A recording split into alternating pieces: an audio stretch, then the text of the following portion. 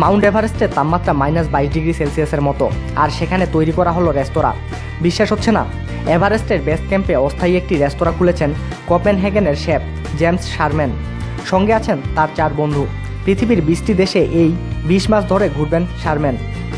প্রথম 2 সপ্তাহে স্থানীয় খাবার দাবারের খোঁজ নেবেন। তৃতীয় সপ্তাহে খুলবেন অস্থায়ী রেস্তোরাঁ। সেখানে স্থানীয় খাবার দাবার নতুনভাবে পরিবেশন করবেন। 1 সপ্তাহ চলবে সেই রেস্তোরাঁ। বেইজিং, হোচিমিন, হংকংয়ের পর এবার মাউন্ট এভারেস্টের বেস ক্যাম্প।